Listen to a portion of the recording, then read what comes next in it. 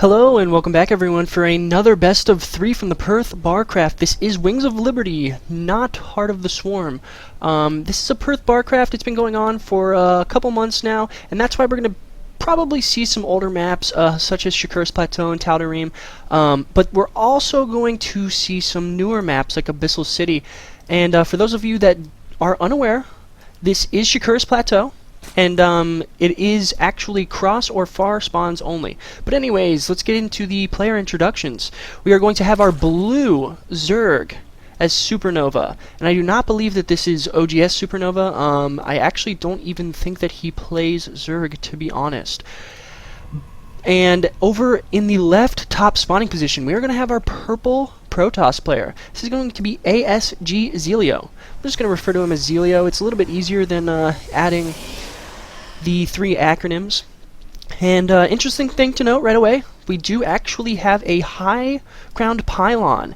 And for those of you that do not know your StarCraft 2 history, actually Shakur's Plateau was the first map that Naniwa really made the Forge Fast Expand what it is today.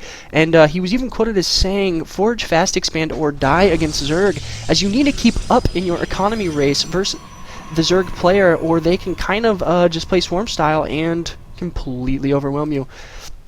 We do see a tiny little gap here as the drone just actually went through, and there is a gateway going down, so it's not some sort of Forge Fast Expand at all. Looks like he might just try to go for some one-base play really quick. We do see a gas coming down fairly early, and in response we're going to see a spawning pull first, which is fairly standard even if there was an FFE, and a gas, just to get up some link speed, hold off any early pressure. It is very important, and we do see that the Zerg player has scouted with this Overlord, and he is in no hurry to get this Overlord out of here because there is not even a Cyber Core down yet, which means no stalkers can be made available to snipe this off. He might just bring him down here. This is a nice little place to hover if you don't get found out, as well as right here you can kind of spot both gas timings. We do see him attacking the gateway already with his drones, and it's going to be a fairly early hatch again. We do see quite a large supply lead already as he is chrono boosting out his probes very, very, very aggressively. No queen just yet as he is supply blocked. And he's actually just going to flood 6 Zerglings, not even get an Overlord. He's going to wait for that. And with this gap, he might actually be able to do that, as there is no gap here, but if you put a probe right here, or even this Zealot, it's not going to be a problem. 6 Zerglings are never going to get in there, and even if they do get a surround, you can actually micro this Zealot back and get your 2 swipes, and then keep microing. We do see a very, very, very early robo play, so this makes me think that he might go for some sort of drop sentry abuse, force field off the ramp, and just kill everything in the natural. Queen coming out, metabolic boost started, warp gate as well. This natural hatchery for our Zerg player is not done yet. We have 6 Zerglings coming up. Just going to try and put on a little pressure, see if the Zealot is on hold position, and in fact he is. Great micro back from these Zerglings. Just now loses his first one, and does look like he might be able to kill off this Zealot, but now there is another Stalker being chrono boosted who can actually kite these slow Zerglings, and with them at such low health it should not be a problem. He'll probably just cancel this pylon, and we do actually see another gateway coming down, which is a very good idea. Would like to see, yes, and great cancel, holding out for as long as humanly possible. We do see our Zerg player just kind of droning up, nothing too special. And there's going to be an Immortal coming out, and Immortals this early are so deadly. They do actually do bonus damage to almost every Zerg building, as they are considered armored, which means that you can snipe down these expansions pretty quickly, as well as any sort of spine crawler protection, which is going to make this very, very, very difficult for our Zerg player to deal with.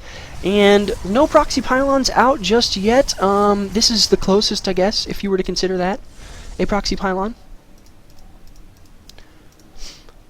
Fairly even in the supply tabs. We do see a War Prism coming out, so it does look like he's going to try and take this Zealot, this Stalker, and this Sentry Stalker. Maybe pressure up at the front, and then do maybe like a Sentry Immortal drop in the main, force field off the ramp, and really divide up that army, and give our Zerg player quite a difficult time managing this.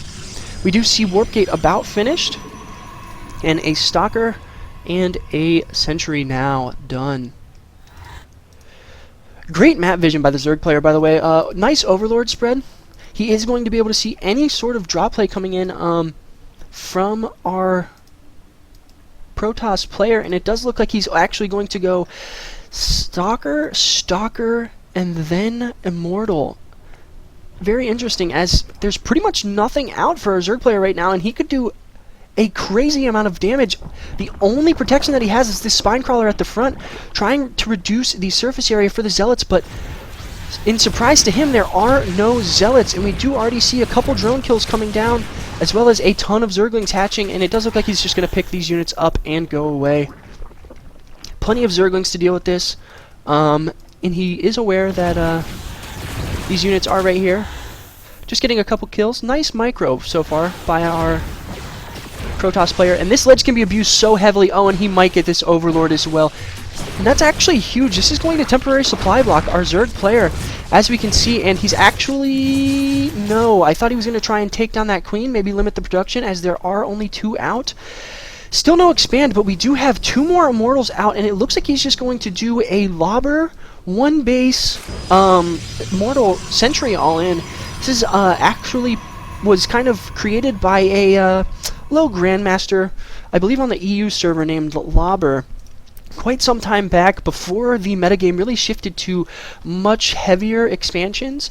And then once it did, he kind of used this as an advantageous way to basically punish Zerg players for going up to that quick 3 hatcheries, especially on a map like this where your third as a Zerg player is either here or here in this spawning position, and neither are very easily defendable.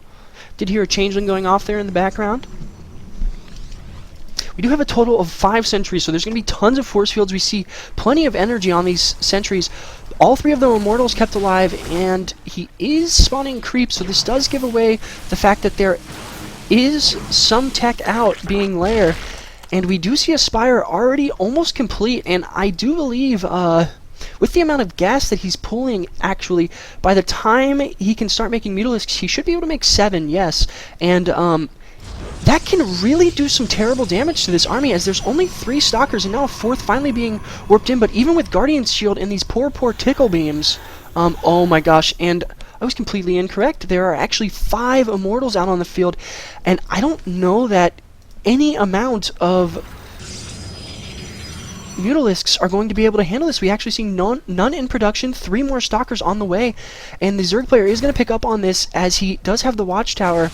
And this push, along with the Observer, just in case there's burrowed roaches, this is such a cool push coming out from our Protoss player.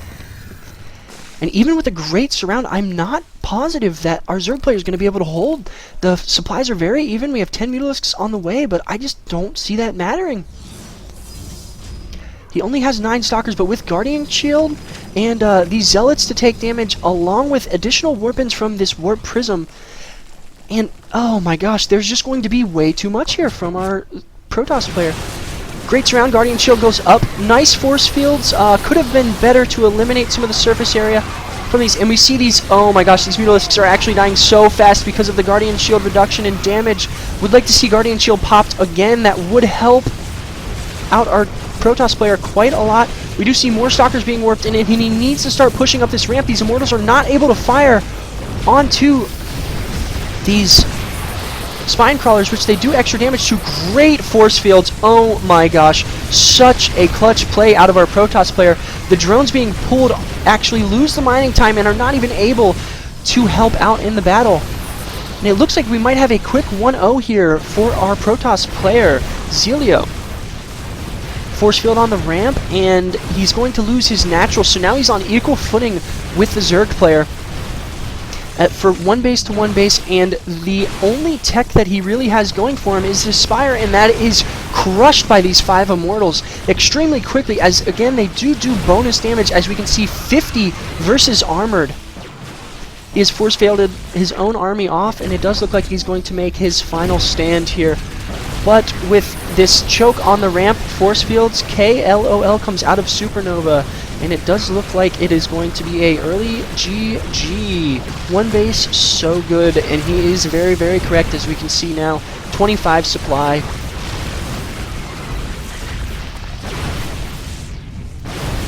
And any time now, I do expect our Supernova player to be tapping out. One quick last drone pull, just, hey, you know, we'll make it interesting as he does have a hatchery down here, but, not really going to matter. A little friendly banter coming back between.